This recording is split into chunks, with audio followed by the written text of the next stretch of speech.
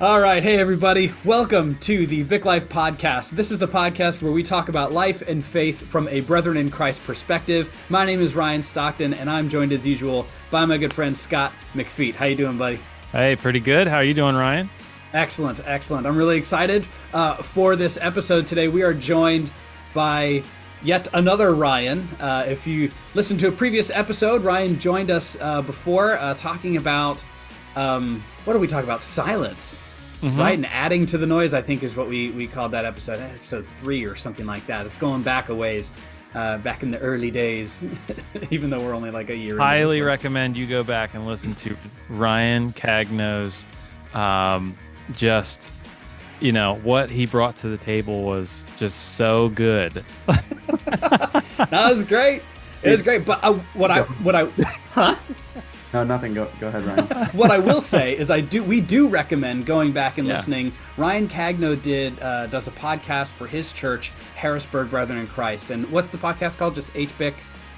It's just the HBIC podcast. It's in the same stream as our sermon recordings, where we do like a Discipleship weekly every week. Right. Where we interview someone from the congregation about anything related to discipleship, which is a lot of things, practical following of Jesus, or sometimes batting around a topic. I searched for it on Google Podcasts, just HBIC podcast. Yep. Head babe in charge. It came right up. Oh, it did. Okay, it good. Did, yeah. There is another HBIC out there, but it was yours. So the episode that we're talking about specifically that Ryan did for the HBIC podcast, he spoke with someone and they had a fantastic conversation surrounding the conflict with Israel and Hamas and all that's going on in Gaza, that whole conflict there. So we really recommend you go and check that out. It's a really great listen. So the HBIC podcast, it was really good. So definitely check that out. Ryan, October 13th, I think, episode October 13th was the date? Awesome. So go check that out. Ryan, thanks so much for joining us today. I really appreciate you taking the time here. So we wanted to talk not just about your other podcast, but about some of the work that you're doing for the denomination, specifically for the Atlantic Conference, in a ministry called NextGen. Can you explain what that is for us? Yeah, NextGen Ministries is a ministry within the Atlantic Conference focused on identifying, equipping, and empowering the next generation of BIC ministers. Typically, over the past 15 years or so of this ministry's life, I think longer than that now, the bread and butter of the ministry has been ministry internships, so paid internships within Atlantic Conference churches. We've done other things throughout the history of the internship. Conferences, kind of like parachurch young adults event and things like that. Bread and butter has typically been internships, and we're kind of exploring in this season other things, other ways that the next gen can be involved in promoting the empowerment of the next generation here. And how do you find the interns? Like, do they just come to you, or are you constantly just like putting feelers out? Hey, everybody, let us know if you got someone. Or it's a mix. I think in the past there were pretty robust pipelines from Messiah, Lebanon, or Lancaster Bible, places like that. In the past, where you had ministry majors, whoever it might be, kind of coming out and getting plugged in with churches. Not so much the case currently for a variety of reasons, and I've been pounding the bricks with colleges and with E-Town and Franklin and Marshall and Hack and tons of places, and for a variety of reasons, maybe it's post-COVID or otherwise, that part's been a little bit more challenging. We're getting interns from other churches where they emerge from the church, so that's been a lot of the interns. I've connected with some InterVarsity chapters and folks and found interns through that.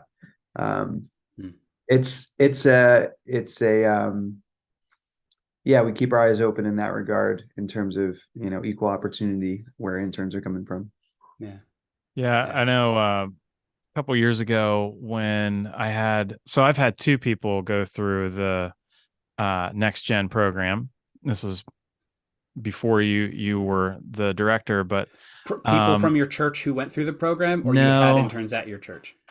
I've had interns at my church. Okay. Now one was recommended by the person that's doing what Ryan does now. The other one I actually brought to the table.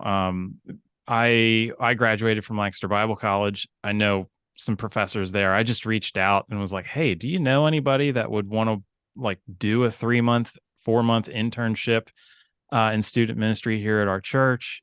And they actually had someone that was interested, and so I connected this person, our intern, with the NextGen program, and then that's how we worked it out. Yeah, and it's great to hear that happened for you guys. I for a variety of reasons that I won't get into on a podcast in some of these different colleges, it's been a little bit more challenging. That pipeline's not as wide and robust as it was, for whatever reason. Personally, I take it as a bit of an opportunity to rethink what exactly, NextGen is, the pool of people we're pulling from. I think you could map it over like employment trends for college students and young adults anyways, and just the paths people are taking to ministry are getting less and less linear. So as that pipeline hasn't been as robust, I've kind of thought through, well, it might just be the case that less and less as years go by, our interns going to be like, hey, I'm this bright-eyed and bushy-tailed 21-year-old ministry major ready to do it in the church. I mean, think about ourselves and how we got to the places we are in ministry and stuff. For myself, at least, looking beyond the pool of, undergrads to see where that next generation is coming from, I think would behoove us for a host of reasons. Yeah. I've often thought like, and obviously if I had a great idea, I would have already talked to you, but, but I have thought like, how I wonder if we could like encourage the teens we have in our own churches more. Like I brought up, I think it was last year I know I brought it up during Let me write that down, Scott. I know, seriously, this is earth shattering stuff. Get your notepad out. I was leading a lesson at student ministry last year, and I brought up the fact that, hey, it seems like y'all have ideas what you want to do after high school. And I'm talking to middle schoolers and high schoolers at this point. And none of them mentioned ministry. And I said, that is an option. We actually have a great college right down the street. There's other options out there that you go to. And ministry doesn't always look like what I do. Like, if you don't want to do what I do, great. But we also talked about the fact that ministry happens wherever you are, whether you're a truck driver or a, CEO of a big company, ministry happens there. But yeah, it was pretty evident that ministry had never occurred to them at all. So, yeah. And if our BIC forebears from 70 plus years ago could listen in on this podcast, and maybe some of them will, people that are old enough to remember the shift into the professionalization of ministry, that used to not be a foregone conclusion. We took that change very seriously as a denomination. It used to be that we didn't have paid ministers, and it wasn't because we were frugal. It was because we really thought, wow, this is going to disenfranchise a whole host of other people. And you said kind of two things there, Scott. Like, on one hand, they couldn't envision like themselves doing professional ministry as a life. And so in part, we want to like cast that vision for them of like, that is a possibility for you. On the other hand, there's like a deprogramming that we need to do of ministry. Does not necessarily need to look like you pursue this as a 40, 50 hour a week full-time vocation. I think both of those things are happening there in what you said. Yeah. What's been your experience working with, have you worked with many seminaries? To see, has that also been difficult, or are there even? I haven't yet. I mean, so there's like LTS, like, or Lancaster Theological Seminary, Okay. Evangelical Seminary. That's Mhm. on the, radar of things. But yeah, let me make excuses for myself. I'm working my way through things, and I No, haven't. no worries, man. No, No, I was just curious because, yeah, I mean, you were talking about our own paths to ministry, that professional full-time vocational ministry is a second career for me. And I say second career, it's probably more like seventh or eighth career after all the different things that I've tried in my life. But yeah, I came to professional paid pastoring later. And so, and I went to seminary later, and all that. And, if I had been in college, even though I had led worship in some different settings and had some sort of, experience with some of those areas, I wouldn't have considered a ministry internship Yeah. because that wasn't my thing. I was a theater major. I wanted to not get paid doing other things. So, um, but yeah, like it was later on that I started feeling like, oh, maybe this is something I should be doing, and this is where God is taking me on this journey. But Now our internships are paid. I want to say that they oh, are your paid. internships are paid. Oh, well then yeah, there They maybe I would have considered it then because definitely almost cover the gas required to get to the yeah, place. Here. yeah. It's not a lot, and I mean, I don't know if it's different now, but from my experience, NextGen covered 50%, and then our church covered 50%. Yeah. But for 4 months, it's not like, oh man, yeah, I don't have to do anything else or whatever. It's not going to pay the bills. Like, Mhm. Yeah, there's a tension sometimes where there's some folks where you should just be like a hire, yeah, Yeah. like the slot where like the paid internship and what we're offering. Like if you're a seminarian with like a family, I'm like, I don't know, maybe you should just like be getting a job. But Mhm. where the internship helps is that yeah, it's like a proving ground, or it's a nice way to dip your toes in the water and for you to feel out a church and a church to feel out you. So in that regard, yeah, I mean, I did a NextGen internship when I was in seminary. Um, Mm. as well. I kind of just and I needed an internship for seminary, and so I reached right. out to and did it. Mhm. But I've actually Yeah. been an intern at least two times, at least two Wow. different like specific stints of Yeah. being an intern. But yeah, that's I explore all those avenues. I explore colleges. I will explore seminaries. At the same time, my approach a little bit is conditioned by a theological conviction that um, any given local church like has what they need right now to Mm. like faithfully minister and follow Jesus where they are. Mm. Um, I think there's a lot of times where an outside person or presence can come in and inject new life and energy into a place. That does happen, and it's great. I think sometimes we hang our hopes on that, um, to the neglect of the people that are in our context currently.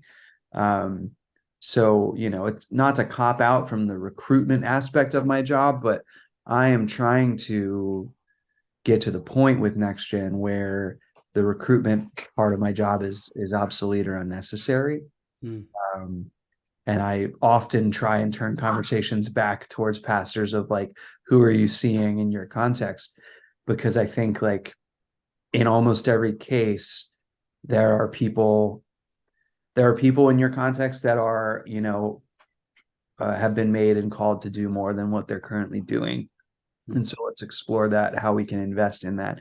And if they're not, then it's because there are some deeper level discipleship, things going on at your church to where like maybe there's, there are harder conversations we need to have. If you're looking around Mm. and say, man, I don't see anyone with spirit given potential to like lead in a higher capacity there.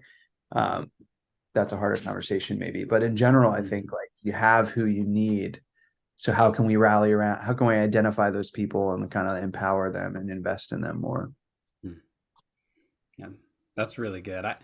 Part of what you were saying earlier about the professionalization, moving towards a professionalization of ministry, I feel like me as a pastor and other people in pastoral ministry, and Scott, I'm not going to speak for you, but having someone then a part of who kind of leads a ministry in our conference called NextGen Ministries, I then let you be the professional in that. Like I might be who people have foisted the responsibility of ministry onto in my local church context, but then on a denominational level, I foist the responsibility on to you. And I like your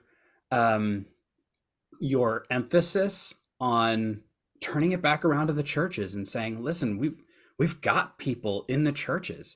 Recruitment is kind of like letting the professionals find the people. Let them do it for us. If they've got a shining star, we'll take it, but let them do the work. But you turning it around, I think rightly turning it around to the churches to say, how are we developing our own people that are right in front of us? You're talking about discipleship in churches, like that's it. How can you, it's a much more ready supply. We've got people in our churches right now. And what are we doing as pastors if not training up and developing our replacements, if you will. So I don't want to sound as simplistic as that, but I like, Ryan, that mindset shift. I think it really, I like that a lot better. And I should hasten to say, like, I am a transplant into the BIC because of a NextGen internship. So I don't want to discount the value of that. Like, I'm here. Oh, sure. I'm here because but that was, a local pastor developed a relationship with a local college. And then he invited me to, through a relationship, I came to like help at a youth group, and then the rest is history. Right. So that does happen. We do need to see new people coming into the BIC. Yeah. But we also, it wouldn't hurt to keep our current people or to invest in them more and to have them, be empowered more than they are. So that's where I'm at with it. And I'm not, I don't want to be a means by which people outsource their responsibility to have their eyes open in the next generation. I am not, NextGen Ministries is not a parachurch young adult ministry for the Atlantic Conference or a parachurch college outreach or whatever it may be. Like that's not what I'm here to do. The perfect NextGen internship is someone identifies an internal candidate. They want to empower them. I help bring structure, accountability, and money to that scenario. But that person is building a relationship with their local supervisor and their local church. And that relationship will be durable and sustainable and will lead to like lifelong ministry. That's the perfect NextGen internship, where I'm like over here checking in saying, things good, great. I barely know this person. I'm not their like resource and foundation. They are growing ingrained into the local church. That's the goal. That's the ideal. That's great. So that's NextGen is a denominational level, Atlantic Conference level support system for local churches that want to disciple and train up their folks.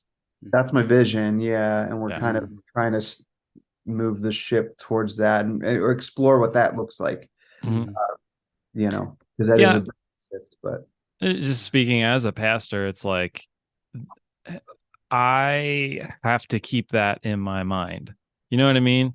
Because if I'm, I don't know, Sunday to Sunday, man, it's like a train that just doesn't stop, and it's on one path, and things pass you by so quickly that we as pastors don't always think about that kind of thing.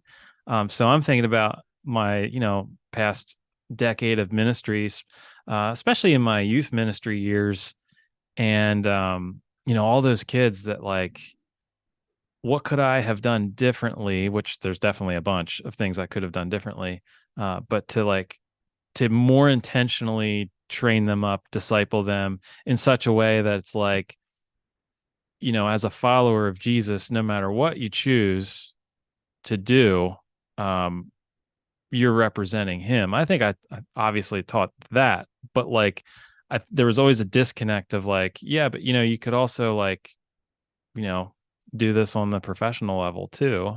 There are Bible colleges out there.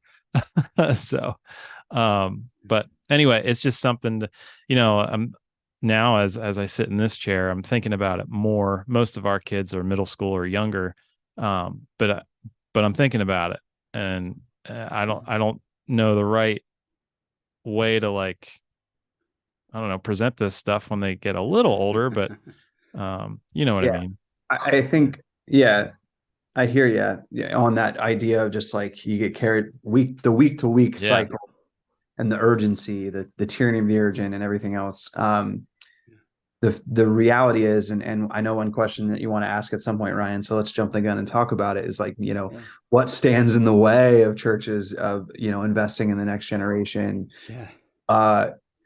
It's harder and it takes a lot longer to like empower someone to do something than to just do it yourself.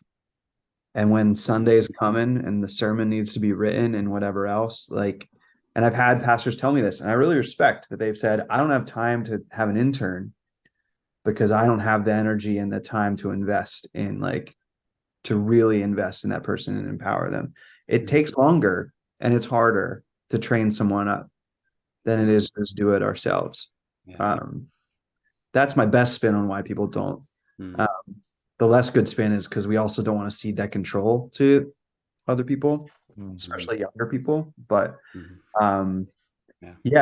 a mindset shift for all of us in our churches to have a development mindset and a discipleship mindset as we're approaching other people. We've talked about this at HBIC recently, that the goal in any given ministry, any given program or event, like, what if we made it our primary goal, not just to like get the program off without a hitch, not to make the event happen, but to be developing the volunteers that are involved in like leading and carrying that event. Like, we're going to have our outreach.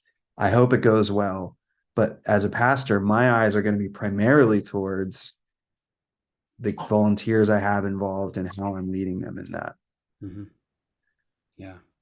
I think another difficulty, particularly as it relates to having interns come in, but not exclusive to that, is the fact that your church doesn't receive the immediate benefit of that person's development, and maybe not even that person's development ever. So like, I think about my experience growing up and some of the opportunities I was given to fail. I'm not at that church anymore. I don't live in the same city anymore. And so I was given these opportunities, and what that church got in return was some bad times of leading worship, some poorly led Bible studies, some pretty lousy teaching moments. That's what that church got in return. But I was being developed every step of the way. And I think that is a huge obstacle a lot of times, because when you're doing a program, an initiative or whatever, you want to see the ROI, even if it's down the road. You want to see the return on investment, even in a few years. Here's how this is going to help us. Well, the thing about developing young people, the next generation, is that you might not see that benefit at your church, even in a few years. You're developing high schoolers who then go on to college and they may not come back. They move somewhere else, or college kids or whatever. And so I think that's also a real difficulty, is like, hey, we're not going to see the benefit from this. In fact, we're going to be paying the cost for the kingdom benefit that someone else receives later. And I think that really helps. We would be really helped if we had a broader kingdom mindset rather than here's how I can help this specific local church mindset. Yeah. I can I jump in? I think that what you just said there, we need to have a broader mindset. I think that is huge, because So I've done this with a couple guys who are no longer here at our church. One was a NextGen intern. One was actually on staff, and um, you know, spent time talking through like, well, how do you prepare your sermons? How do literally helping them prepare sermons, and there I've had a lot of, I'm sure, sermons that I probably wouldn't want to go back and listen to, but everybody has that, you kind of have to go through it. And it's super helpful when you have someone to help you through that. And so what I found with our church was, I don't think anybody felt like, oh, we got gypped this Sunday because, this is only his first sermon ever.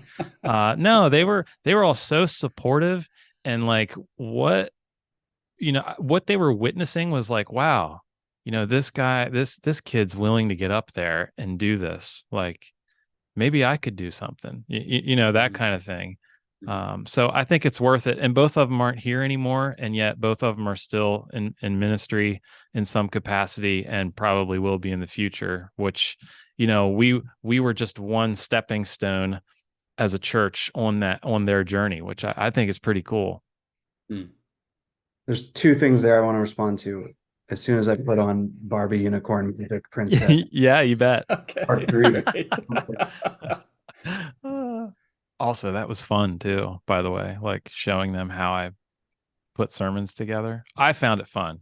Yeah. It took some time, but we just I think we scheduled an hour and a half once a week. Okay, we're going to meet together. And it wasn't like, let's blow out this whole sermon. I thought before I met with them, I was like, okay, what are we going to do today? And I thought, well, what do I do? What do I normally do? What's my first step? Like, what steps do I take? So I just took one step, and I would talk with them about that. But anyway, that's cool. So there were two things there. First, on the return on investment, thanks for explaining what ROI meant. Yeah. I thought we were talking about the outdoor sporting goods store, but that's REI, isn't it? Yeah, that's the joke. That was okay. I'm good at jokes. That was the joke. I don't travel in financial circles, so I had to do ROI real quick. That type of thinking makes me angry. I mean, it's fair, and a lot of people think it. People in your church are not means to the end of achieving like kingdom results. Like, they are the end. Like, the people are the work, right? So if they don't stick around to continue to contribute to the advancement of our ministry, like, no, their development is the advancement of your ministry. Their discipleship is the work. So let's shift that first of all and say, and then, yes, broader kingdom perspective, it also counts if they then go and serve in another church, right? That counts. It also counts if they go and serve as an assistant manager at Burger King, but they have been like, they are following Jesus more closely. Like, that is the work and fruit of ministry. They are not means to an end. Whether it's really good things, giving out more Thanksgiving baskets or whatever it is, like, it's not, that's not the goal. And then, also, we do have to be patient with things getting a little weird and awkward at times, because that is the work. And maybe this is the same point. Maybe it's not two things. The goal is not to put on a perfect Sunday morning experience. Yep. The goal is to be built up together in love into the image and likeness of Christ and as his body. And so you need to let like some of those more awkward parts of the body get exercise. It's going to be weird. It's going to be uncomfortable. If you want a church, and if you want a church where the next generation, where any generation is involved and dynamically engaged in the life of the church, you better get used to awkward, because it's going to be, As a youth pastor, I always said, awkward is awesome. I stole that from somewhere. Stole it from somewhere. Awkward is awesome. Yeah. That's been a thing.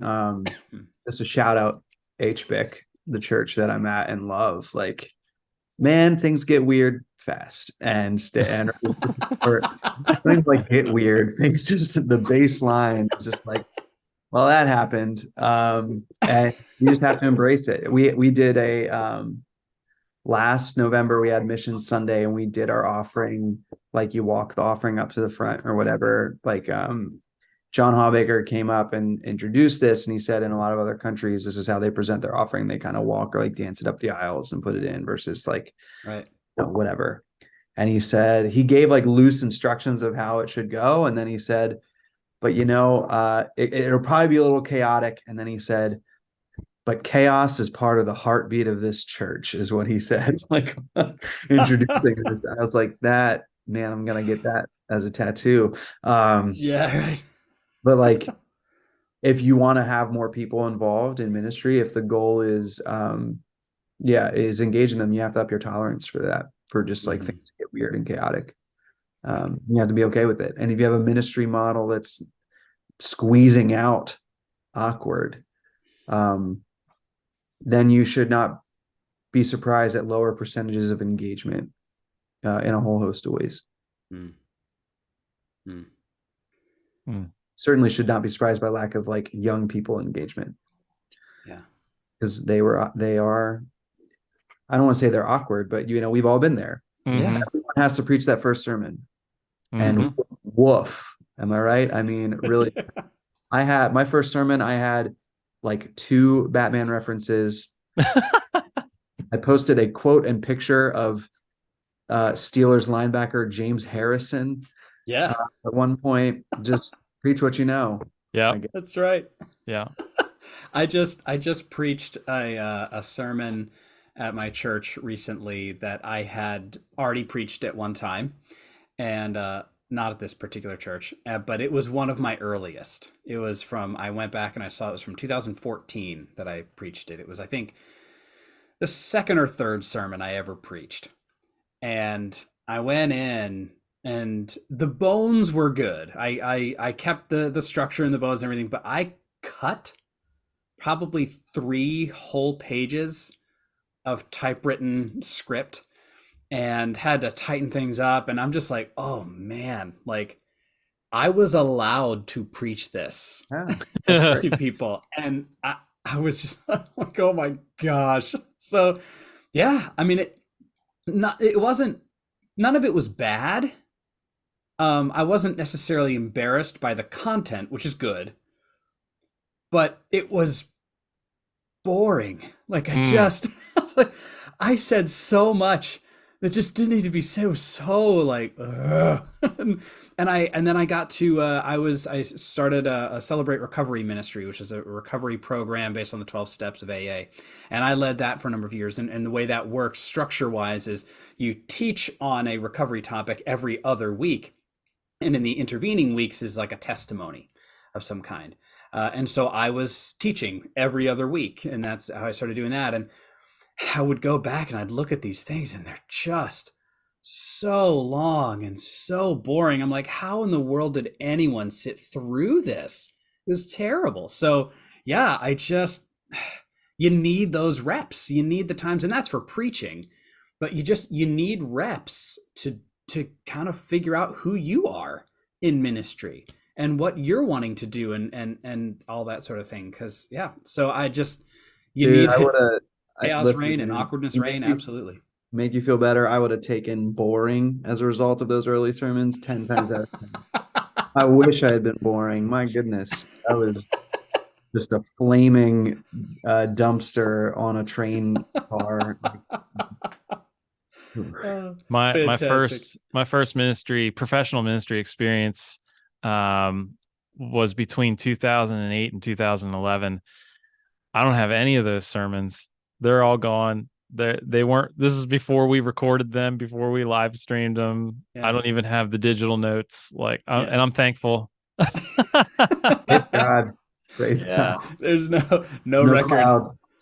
My one intern. The one intern I had here at Refton, His very first sermon is one of the first live streamed sermons that we had. So I feel bad for him. I mean, it was great. It was great, Yeah. but I also feel bad because it's like, as long as we have it up, it's like forever. It's Yeah, right. forever there. Do you remember those days? Oh man. Well, it's like the reason why I'm glad there was no social media when I was in like junior high and high school and college. Like that saved me. I know. And so kind of like I'm okay, I'm glad that the record of my early ministry stuff has kind of been expunged from the record. My MySpace page is still out there somewhere. Is it really? I'm sure. I mean, I don't know how to find it, but I'm sure it's out Yeah. there. Yeah. Actually, I don't even know if I officially like canceled mine. Probably Right? not. It's probably still under your Hotmail email address. Right, yeah. Netscape. Yep. But we digress, I think, here. Well, kind of, but not really, because right, like this is the stage of the people that we're looking to develop, is when they are where everything that they do is out there. Social media, recordings of church services being live streamed. And so they're dealing with a whole different layer of quote unquote pressure that we didn't have to in our initial stages of ministry. And so maybe not if it's like outside of a Sunday morning, maybe if it's like starting to facilitate a small group, giving them some opportunities to facilitate small groups or facilitate a cares ministry, in your church, or organizing the meal train or something, just finding other ways for people to start dipping their toes into leadership, ministries of some kind. It doesn't all have to be Sunday morning type stuff that we typically think of, leading musical worship or preaching on a Sunday or whatever. But there's a lot of pressure, out there, particularly. And Ryan, what you were saying was really hitting me about embracing the chaos, and how, our church, the way we run things is pretty professional. Our band is really good. Our preacher is amazing. I don't know. I've heard them. But we do things. Our AV The guy named guys Ryan up there preaching away. our AV guys are great, and it just our hospitality people are fantastic, and just so much of what we do. I think a lot of his congregation listens to this podcast, so that's what's going on right here. We've got a few who listen, but we do what we do is done really well, and there's a lot of that I really appreciate and really am all about. But on the other hand, Ryan, to your point, we've had some people be like, I play an instrument, but I couldn't play with them, and I couldn't do what you do, Ryan, oh my gosh. And all those lighting people, I've looked back at that soundboard. There's a lot of lights. It looks like you're operating a spaceship back there. It's like, it's cool. It's good. What we have is good. And I like it, and it's working. But is that squeezing people out of possible, like, we don't see a lot of failure on a Sunday morning, is what I'll say. We don't see people flub or mess up much, and so how can we model that that's actually okay? And that's a question. I'm not self-sabotage, What was that? Strategic self-sabotage. Strategic self-sabotage. Yeah, man. I don't think you need to purpose. That'll be the episode title. Yeah. Strategic self-sabotage. It's Sounds already good. copyrighted, saving that for my memoir, but you can talk royalties. Half of a joke and half not. I don't think you need to purposefully make it awkward or less professional necessarily. Although it is a little heartbreaking to hear. I've heard that before too. Like, oh, I could never XYZ. And there's some people that, should, if you're totally tone deaf and you're saying, I could never get up there, and and pray to the Lord that you never do. Right. But Right. We want to start from the premise that we as a body, everyone has something to contribute here. Again, going back to this idea that we have what we need in this room right now. partly it's our, in any church, inevitably our ministry offerings, quote unquote, are going to like be a limiting factor on people's involvement, because they might really not fit in, any of the things that are currently going on, in which case we need to start from the individual and start from their gifting and say, well, God has ministry for you to do. What does that look like? And how do we as a church? You'll find the awkward will find you then, you know what I mean? I don't think you need to purposely, put, put people in situations that it's going to be weird. But, if we are starting from people's giftings, starting from who people are and empowering them there, then we'll be pushed beyond our comfort zones, I think. Mm-hmm. Yeah. I also think like it's to our advantage as leaders in the church to not see ourselves as like so high up. Well, like we know what we're doing, like we got this all under control, and whether things are going off without a hitch or there's all kinds of awkwardness, that kind of leadership style will stifle and sort of suppress those that would like to maybe help out or could and just never thought about it. I think at the end of the day, if I don't know, Ryan, maybe you could, Ryan Cagno, if you could speak into this a little more, like, as a church, a local church body, we're all there together to build each other up, to build the Lord's kingdom, and even within our own communities, and to serve together. But notice I'm saying together, like we're all on the same team. The pastor should not be like, oh, like the pastor's not the church, right? It's the people. You might have the most amazing worship leader ever. Well, great, but like, let's not put them up on a pedestal. Yeah. You know what I mean? We're all those that are followers of Jesus, we're all on the same playing field as far as I'm concerned. Yeah. And maybe we need to take ourselves off pedestals at times. This is why I don't preach very much, is because I'm like I'm so good at it that it discourages from trying. If you're going to my church, that's not the reason. Hank's awesome. We need to reclaim.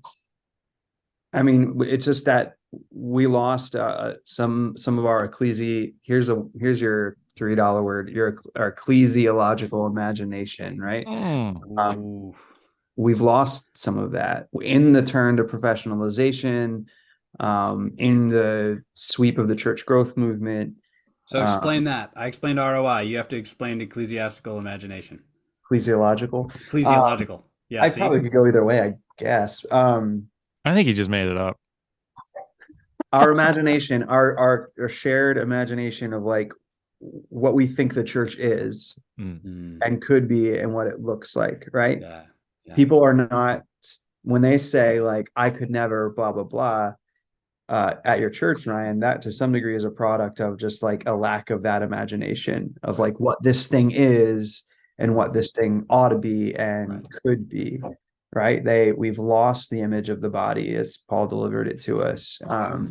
We've lost that sense of what the church is, and fair enough, because we go up there every Sunday under literal spotlights and chew up with sermon. I mean, I'm just going right at you guys because I'm not doing this all the time, but half of our gathered time we chew it up with like a monologue, and like of course people imagine the pastor's the church.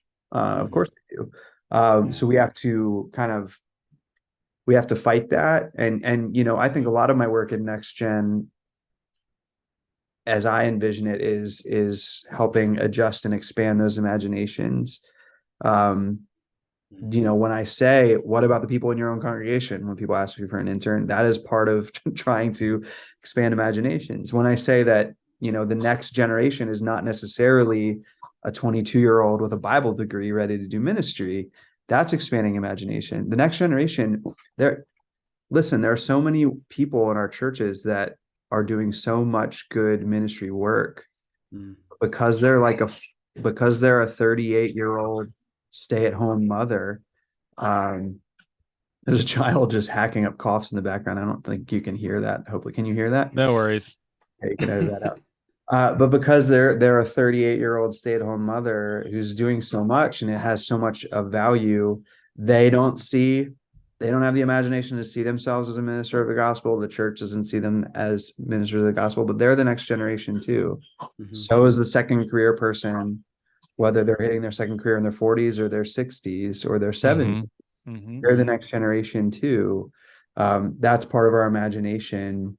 I think we're going to get there naturally in some places as a church, just because there are pastors in our conference even who have had to adjust their imagination to what ministry life looks like in terms of embracing bivocationality. I'm only a half-time pastor. Plenty of other folks are half-time pastors and are doing other things. That takes an adjustment of the imagination of what ministry looks like. Yeah. Mm-hmm. Who it involves. Yeah. I love that word, imagination. It came up in a previous podcast that in several podcasts, just this idea of imagination, not letting ourselves get stuck in the paradigms that have been presented to us, to be able to say, this could be anything. And where I may not see where I fit in this paradigm, but where do I fit in anything? Well, anywhere. I could do whatever I want, and be a minister of the gospel in however I am and however God made me. And so I just love the word imagination and how that helps explode our current paradigms. I think it's great. It's a really good word there, man. So let's one more quick question here. So we're all pastors here, some of us full-time, some of us part-time. Let's say there's somebody listening to this podcast right now who is not a pastor. They don't have the quote unquote authority or the position in their church to make some changes to the paradigm, to say, hey, you know what, we're going to embrace some chaos. We're going to do some of this. We're going to create an environment that is fertile for growing people. If you're not in that position of power in your church, but yet you feel like God is calling you to something, but there's not necessarily a specific slot for you the way your church is set up, what can you do? Do you just reach out to Ryan Cagno and say, hey, is there another church somewhere who's got a spot for me? Or like what? jump ship. That's the answer. What can you do if you're in that position? My honest first answer, in the immortal words of Phil Knight, just do it, right? I mean, just follow God's leading in that where you are would be my first answer. Not in a way that you're like subverting necessarily the authority that you're under, but here's another imagination shift for us. Change in anything, but certainly in an organization like this or a church, is actually more likely to come from someone who's not in a position of power and authority. Like, if we're talking movement and revival and like real substantial change, like it's a surprising amount of the time it comes from someone who's like, I just started doing a thing, and a lot of time the power and authority then catch up and say, oh, look at that thing. Yeah. And then like, baptize it and invest in it. Yeah. Don't wait to the next generation. Do not wait for the current generation to like give you the keys. Just you be faithful now and just start doing it. And then take it for yourself. Well, but to that extent, like, it might mean that, you're feeling a call to invest in other singles, like, and you're single yourself. There's not a whole lot going on at your church, and there's no room in your facility. There's no availability for you to have a thing at the church facility or whatever. And you've talked to your pastor and it's just like, they're like, yeah, sure, it sounds great, but nothing ever really happens. Maybe it means you do a thing at a local restaurant or a coffee shop or a bar or your house, even, you just start inviting people over. Like you can start to Ryan's point, just start doing it, and you never know what God is going to do when you start stepping into what he's calling you to do. It doesn't necessarily have to be institutionally blessed at the outset. Yeah, I think if you had that idea and your pastor said, "Don't do that," then maybe call me about it. If that's the answer you're getting, then maybe you should Right. in fact consider other options.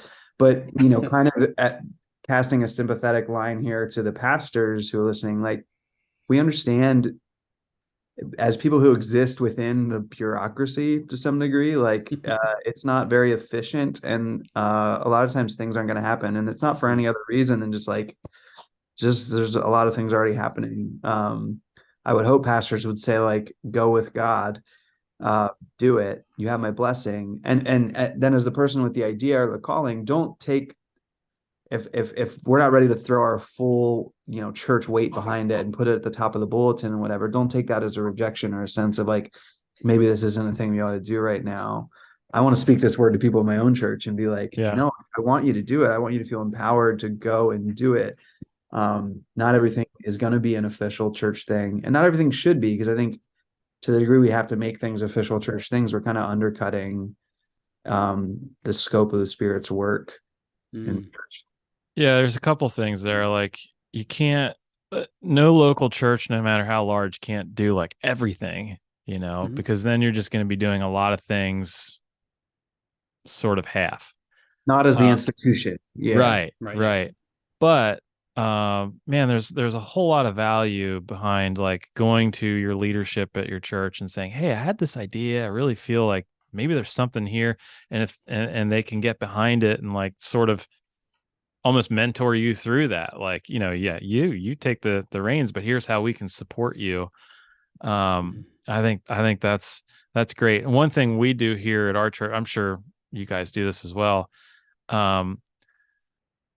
The way things happen, like if someone has an idea, it's always filtered through our mission and vision of the church. So if it aligns with what the direction we're trying to go, we're gonna put weight behind that, and we're gonna try to help foster that growth and see what happens. I mean, we're not like, in my opinion, I don't know, I don't speak for everybody at my church, but in my opinion, no ministry, that no thing we do is this like sacred thing that can never be touched. Like I'm always open for new ideas or stopping something, starting something else. But again, for us, it always filters through our mission, connecting people to Jesus, and then our vision of like, well, how do we do that? So, well, Ryan, did you have any other thoughts here you want to leave us with, or Scott? I was going to ask like what your hopes and dreams are for the future of NextGen, like the program itself, but I think you explained a lot of that. Yeah. I mean, I can put a little more flesh on it. I mean, my hope, and this is something we're going to be exploring, partnering with Refocus Ministry, which is helmed by Christina Embry out of the Great Lakes Conference. So she's a pastor in the Great Lakes Conference, and then she's also there.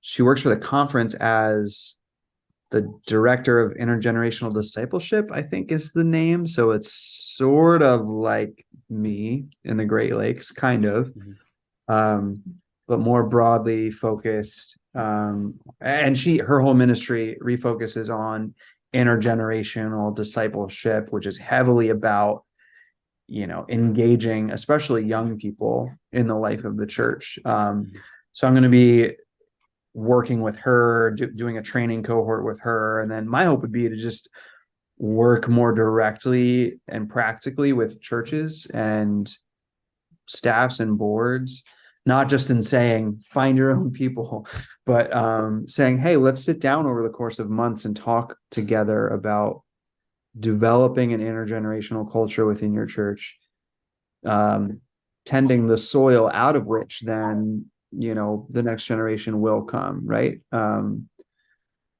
that's kind of how I envision my role developing. I would love to just be working in a free like consultation kind of way, Mhm. free in the sense I'm already getting paid by the Atlantic Conference. So, Yeah. you know, doing that kind of ground level work and not just going on a podcast and listing all the things that we're dropping the ball in, but saying, okay, let's sit down and really dig in and talk and work through this and Yeah. get better at it. That's we're just like we have this great, I don't want to say resource because again, they're not a means to an end, but we have this next generation and they're at risk of dying on the vine. Mm. So let's not let that happen. Yeah. You mentioned Christina Embry. Are there other ministries like NextGen in the other conferences? Are you aware? I don't believe so. I mean, so I think like Susquehanna Conference, I know has like a fund, like a what would that like not an endowment, but like a fund to go towards like internships and things like that. They don't necessarily have a corollary to me that's facilitating that stuff, but Okay. that could happen. I know there's been pitches floated at the like leadership council level of like having a more cohesive kind of thing across the whole denomination that's working in this capacity. Right. Yeah, we'll see. I don't know. I don't know yet, but Okay. who cares? We're in the Atlantic Conference, right? I mean, Wow. This is our churches, man. We just We're lost here. like 20 subscribers. I know I say that knowing that it's like there's probably like a joke or not a joke, but like a preconceived kind of like, a lot of stuff happens in the Atlantic Conference. We're close to like, I'm sure if you're listening, you're from like the Pacific or the Southeast or the Midwest, you're like, there they go again. Which I Yeah. totally understand. I got to drive to Messiah for an event again, Right. Yeah. So I'm being totally facetious, but you can edit it out if you want to. But yeah, we do pull a lot of people over towards us in the Susquehanna and Atlanta conferences for sure. Yeah. Yeah. Yeah. Well, Someone called Lancaster Mecca the other day as it relates to the brethren in Christ. I mean, I guess from literally Wow. from a It historical was a joke, but standpoint, yeah. I guess that's true. Yeah. I, as far as I know, Lancaster's Mecca for like the whole world, right? Not just the BIC. Like, Oh yeah.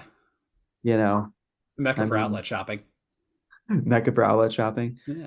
I mean, if I am so Lidditz offended gets on the right list now of, because I live in Lancaster. no, let's pile on one. If Lidditz gets on one more top 10 cute small town in America lists, I Hey, mean, there you go. we're going to just rename it New Jerusalem and be done with it. I All mean, right. wait, one Oh more. man. Oh goodness. Well, man, Ryan, it's so good to have you on again, man. You make me laugh a lot. I love it. It's good. It's good. Laughter is healthy. So, hey, huh? No, it's funny. Yeah, laughter is healthy. That is true. And as we've been talking about, chaos can be healthy as well. Man, thanks so much for bringing some of that perspective on there, man. It's the Next Gen Ministry is it's not just an initiative. It's not just a program. Really, it's a mindset that all of us in our churches need to have to say, well, I'm going to kind of go off on a little bit of a tangent, but I'll connect it here in a second. We talk about evangelizing the whole world. Hey, this place has been reached. Even if we accomplished going to every country, every town, every whatever, let's say we did it, accomplished reaching with the gospel to the entire world.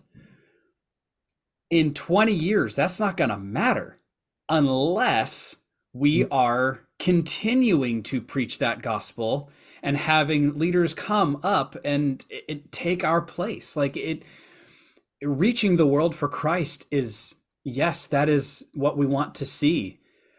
But in order for that to matter long term, we need to also dig deep and dig the roots in and continue to grow new leaders. And that's going to take embracing some chaos. So, Ryan, thanks so much for your vision in changing a paradigm and for how it can challenge us as pastors and how it can hopefully inspire those who are not pastors, but who are looking for that next step that they feel maybe God is calling them to, but maybe haven't felt empowered to take that step yet. So thanks for that. Yeah, that was a good word, that 20 years thing. Don't be surprised if you hear that at Atlantic Conference in March. The wise man named Ryan said. Wise man named Ryan. Awesome. Good. Yeah. Well, Scott, Ryan, you guys got anything else? No, I'm good. Thanks. All right, let's wrap it up. Let's call it a day.